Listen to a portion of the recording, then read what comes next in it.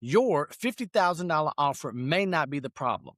The problem may be the person your prospect experiences before they ever hear the offer. This is a difficult truth, but it is a necessary one. When you are trying to work with elite clients, high net worth individuals, executives, founders, sophisticated business owners, or high value decision makers, the offer is only part of the equation. They are not just evaluating the service, they are evaluating the standard. They are evaluating the signal. They are evaluating the room you appear to belong in. They are evaluating whether your presence, your process, your language, your systems, your confidence, your digital footprint, and your overall experience match the level of investment you are asking them to make. That is where many high ticket offers break down. It is not always the price. It is not always the prospect. It is not always the economy. It is not always the sales script. Sometimes the invisible barrier is that the prospect likes what you do, but does not yet believe you belong at the level you are pricing. They may respect your skill. They may appreciate your knowledge. They may even agree that they need help.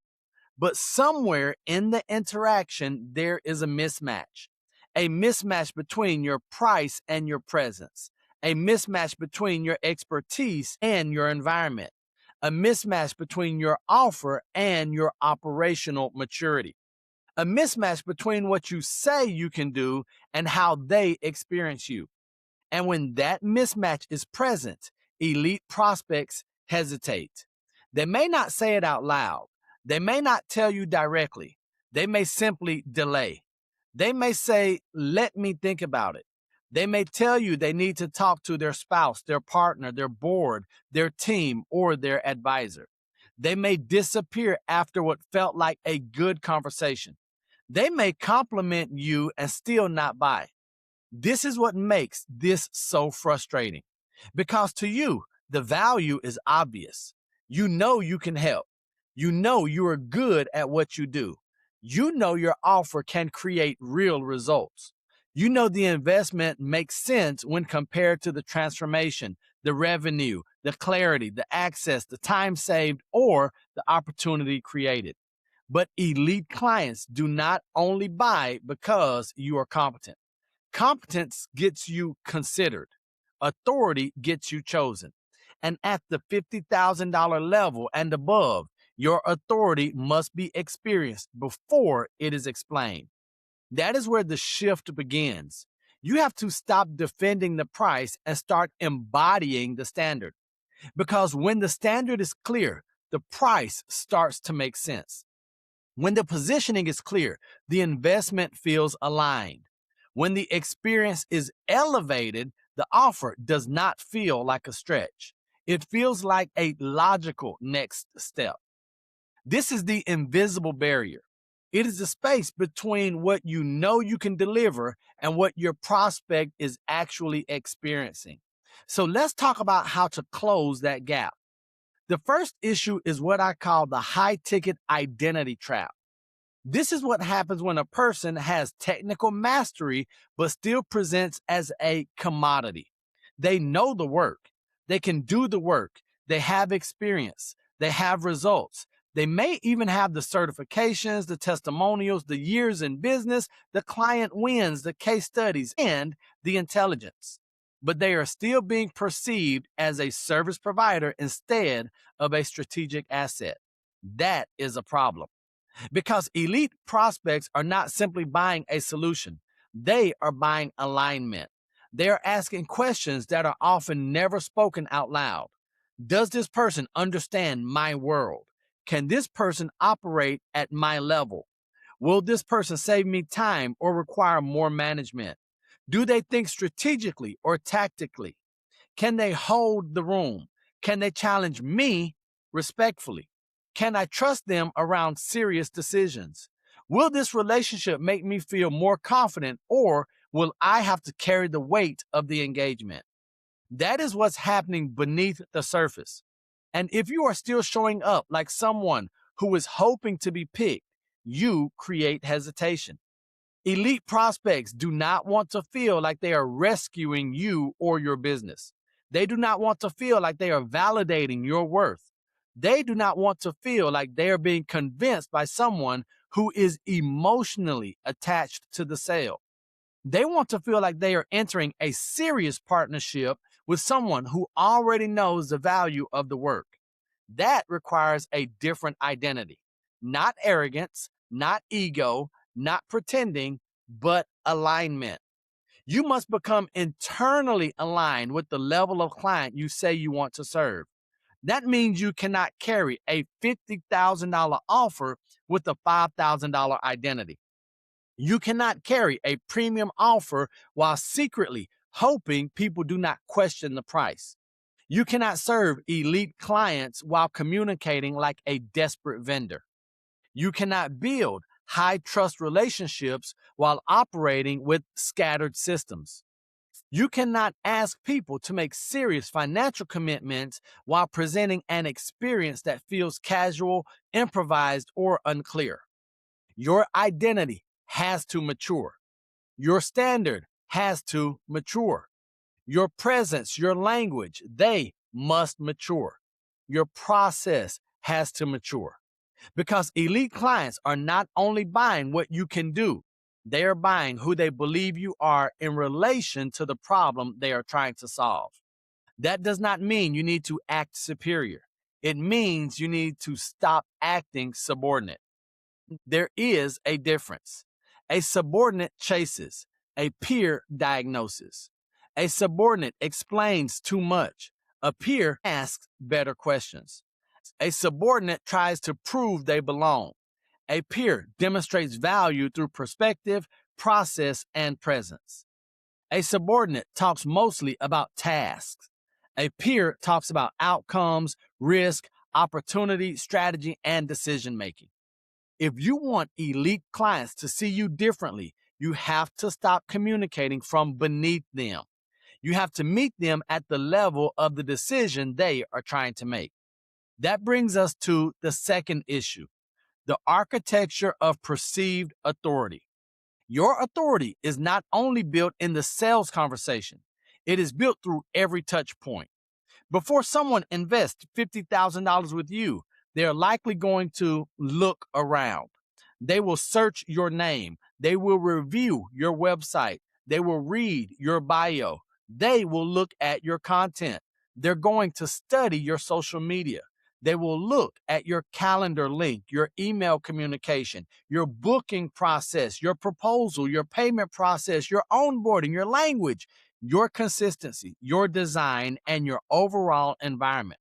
They may not examine all of it consciously, but they are forming a picture. That picture either says, this person is operating at a high level, or it says, this person might be good, but something feels underdeveloped. That something is dangerous.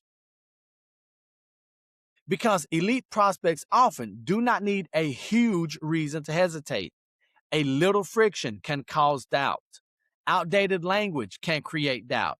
A confusing website or an unclear offer can create doubt. A weak intake process creates doubt. A sloppy follow-up routine can create doubt. A proposal that looks thrown together can create doubt. A calendar link with no context can create doubt, as well as a sales call that feels like a pitch instead of a diagnostic can create doubt. A lack of visible proof creates doubt. A brand that feels inconsistent creates doubt. Now, does everything have to be perfect? No, but it does need to be intentional. There's a difference between simple and sloppy. There's a difference between lean and low level. There's a difference between direct and underdeveloped, between personal and unprofessional. Premium buyers can feel the difference. So you have to audit the entire experience, not just your offer, the entire experience. When someone lands on your website, does it immediately communicate who you serve, what problem you solve, and why you are qualified to solve it? When someone reads your bio, does it position you as a strategic authority or just list your titles? When someone watches your content, Do they hear a mature point of view or generic motivational language? When someone receives an email from you, does it feel organized, clear, and professional? When someone books a call, does the process feel intentional or casual? When someone speaks with you, do they feel like they are being diagnosed or sold?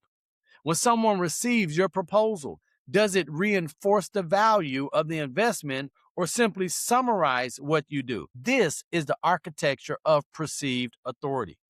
And if you want to close high ticket offers, you have to stop relying only on your ability to explain yourself live.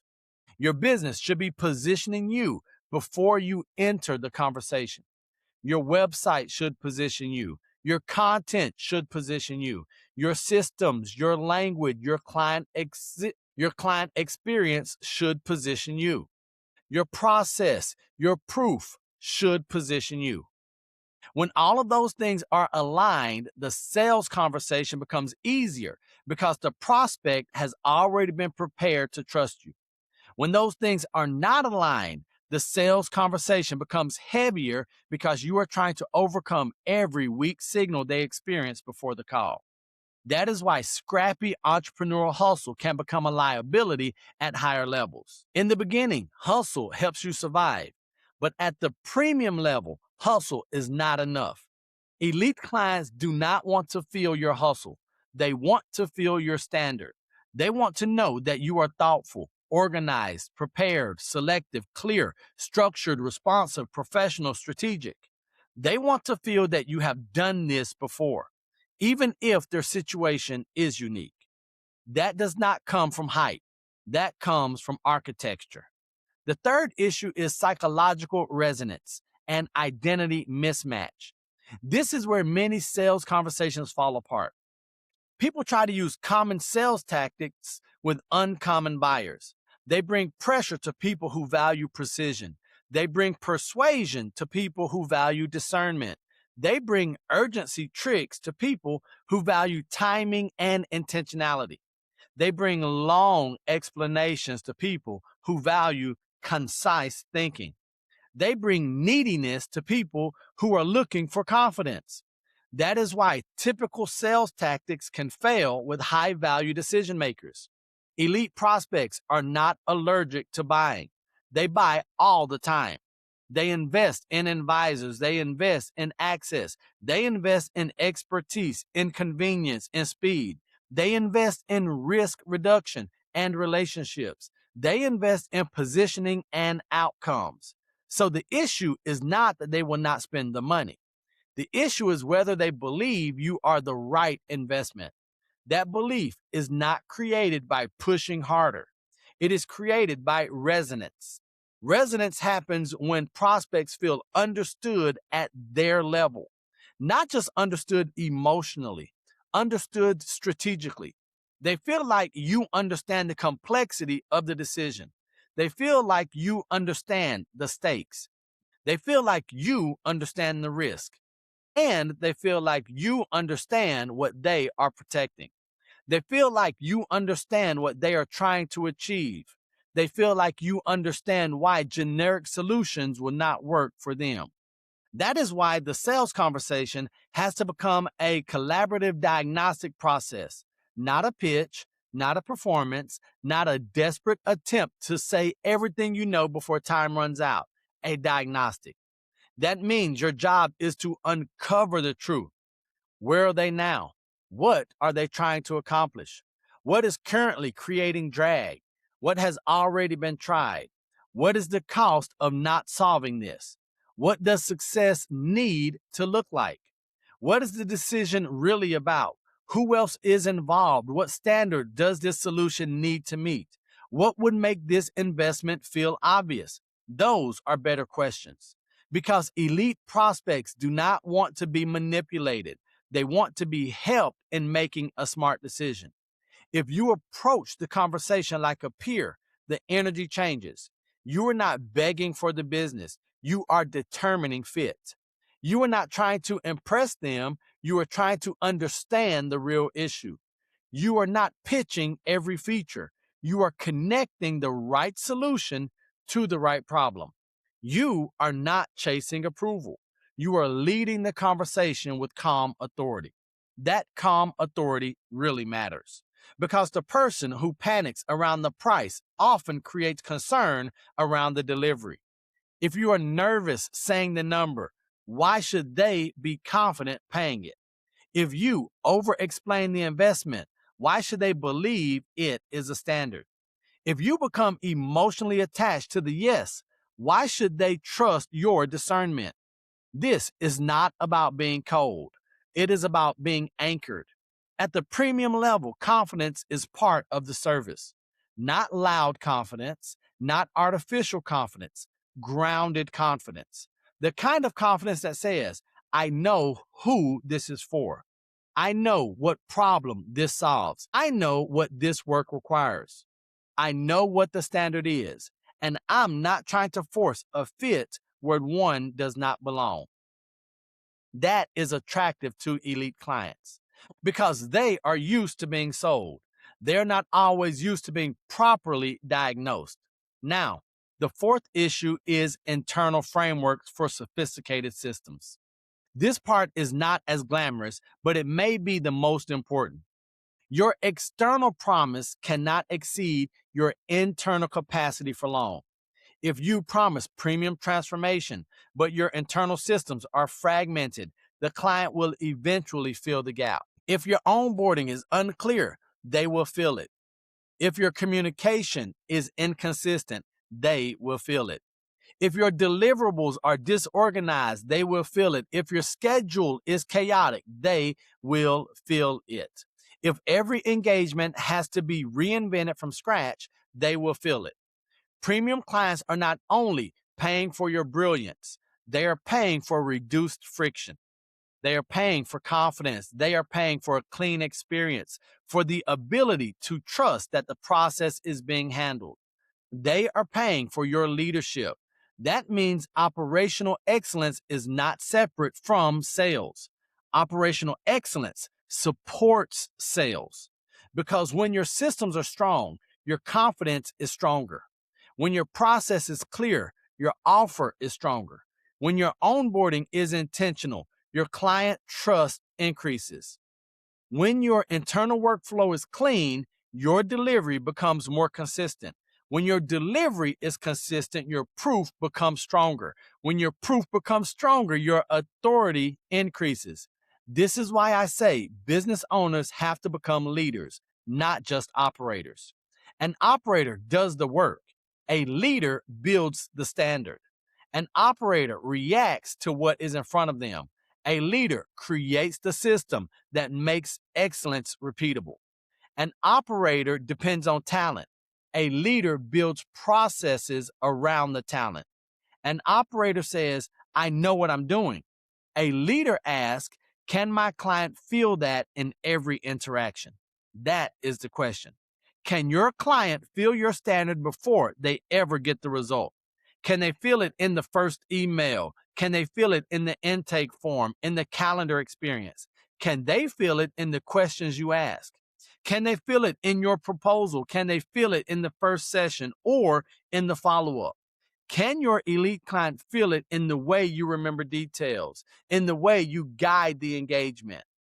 Because elite clients are often evaluating the intangible. They are listening for precision. They are watching for organization. They are noticing whether they have to lead you. They are paying attention to how much confidence the process creates. This is where many talented people lose premium opportunities. They have the skill, but not the system. They have the experience, but not the executive presence. They have the offer, but not the operational maturity. They have the desire, but not the discipline. And at a lower level, you may be able to get away with that. At a higher level, it becomes expensive. So, if you want to close $50,000 offers, do not only work on the sales page, work on the standard, the intake, the follow-up, work on the proposal, the onboarding, the client journey, work on the content, work on the language, and on the systems. Work on the way you make decisions, work on the way you manage the relationship. because every interaction is either increasing trust or introducing doubt. There is very little neutral at the premium level. That brings us to the fifth issue, the shift from competence to irreplaceability. Competence means you are good. Irreplaceability means you are strategically necessary. Those are not the same thing. There are plenty of competent people, competent coaches, competent consultants, agents, advisors, competent speakers, or service providers. But competence alone does not command premium partnership. Competence gets compared. Irreplaceability gets protected. Competence gets shopped. Irreplaceability gets referred. Competence gets considered. Irreplaceability gets prioritized. If you want elite clients to invest at a higher level, you cannot only be good at your craft. You have to become essential to the outcome they care about. That means you need to move from task provider to strategic asset, from vendor to advisor, from option to authority, from being helpful to being hard, if not impossible, to replace. How do you do that? You specialize. You develop a point of view. You build frameworks. You create language for problems your clients cannot clearly explain. You bring insight they cannot easily get elsewhere. You understand their world deeply. You help them make better decisions. You reduce risk. You save time, create clarity, improve outcomes. You bring structure to complexity. You become associated with a specific result, a specific audience, or a specific transformation. Generalists are easy to compare. Specialized authorities are harder to replace. That is why the market continues to reward people who can communicate deep, specific value, not people who say, I can help everybody with everything. That may feel expansive, but it weakens your position. Premium buyers do not want general help. They want relevant help. They want specific insight. They want someone who understands their situation. They want someone whose process feels built for the kind of problem they are facing. That is why your positioning has to be sharp. If you are a coach, what kind of coach? For who? To achieve what? Through what framework? If you are a consultant, what kind of consultant? For what kind of client? Around what kind of problem? What kind of measurable impact? If you are a real estate professional, what kind of real estate professional? For what kind of buyer or seller in what kind of market? What kind of advisory advantage? If you are a speaker, what do you speak about? For what audience? To create what shift? With what authority? Specificity creates premium. Precision builds trust. Frameworks create confidence. Proof reduces hesitation. Standards close gaps. That is the path from competence to irreplaceability. Now, let me make this practical. If your $50,000 offer is not closing with elite leads, I want you to audit 5 areas. Number 1, your identity. Are you showing up as a peer, a strategic advisor, and a trusted authority, or are you showing up as someone hoping to be selected? Number 2, your touch points. Does your website, content, communication, scheduling, proposal, and onboarding experience reflect the level of investment you are asking someone to make? Number 3, your sales conversation. Are you pitching and persuading, or are you leading a collaborative diagnostic conversation that helps the prospect feel understood at their level? Number 4, your internal systems. Can your operational structure support a premium client experience, or are you relying on talent and memory instead of repeatable excellence? And number 5, your market position. Are you merely competent, or are you becoming difficult to replace because of your specificity, framework, perspective, and proof?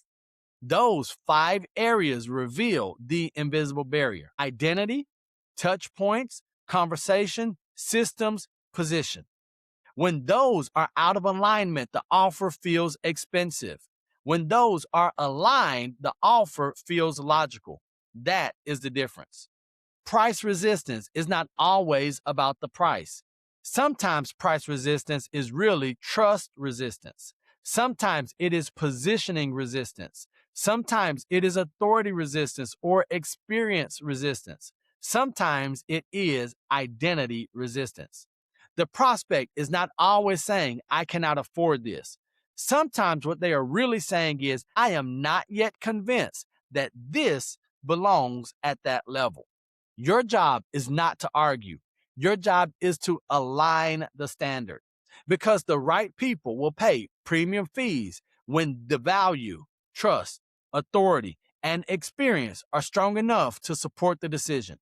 And that is where your work begins, not with another script or another discount, not with another desperate follow up, not with another attempt to prove your worth. The work begins by becoming the person, building the system, and creating the experience that makes the investment feel aligned. That is how you close the invisible barrier. You do not simply sell the $50,000 offer. You become the standard that makes the $50,000 offer make sense. And I want to be very clear. This is not about pretending to be something you are not. It is about becoming who your next level requires. It is about letting your business mature. It's about letting your systems mature, letting your language mature. It is about letting your leadership mature. It is about no longer asking premium clients to trust a version of your business that you have not fully elevated. Because elite clients are not just buying access to your skill, they're buying confidence in your standard. So here is the challenge. Look at your business through the eyes of the person you say you want to attract, not through your intentions, not through your effort or your behind the scenes struggle, through their experience. What do they see? What do they feel? What do they trust? What creates hesitation? What feels premium? What feels unclear? What feels aligned? And what feels inconsistent? What would make them say, this person understands my world? And what would make them quietly think, I'm not sure they are ready for this level of engagement? That is the honest audit. And if you do it well, you will find the barrier. Then you can remove it. Now, if this message is hitting home and you know you are capable of serving at a higher level, but your positioning, systems, message, or experience are not yet matching the level of client you want to attract, I want to invite you to take the next step. Schedule a strategy discovery call with me at worldrenownedcoaching.com. This is not a casual chat. This is a focused strategy conversation where we look at where you are, what you are trying to build, what invisible barriers may be slowing down your premium opportunities, and what needs to change so you can move with greater clarity and authority. And if you know you need support becoming the clear choice for better clients, enroll in the Elite Client Attractor virtual course at worldrenownedcoaching.com. That training is designed to help you sharpen your positioning, clarify your message, build authority, and create a stronger path for the right people to move from discovering you to trusting you to choosing you. Do not keep blaming elite leads if your experience is not yet built for elite decisions. Do not keep defending your price if your standard has not caught up to your offer. Do not keep trying to persuade people into a premium investment when your positioning should be doing more of the work before the conversation ever starts. Raise the standard, refine the message, strengthen the system, lead the conversation, become the obvious choice. Because the goal is not just to close a $50,000 offer. The goal is to become the kind of authority for whom a $50,000 offer makes sense. Remember, I love you. God loves you, and there's nothing you can do about it. And until the next time I see you or you see me, don't be average, be world renowned. Peace.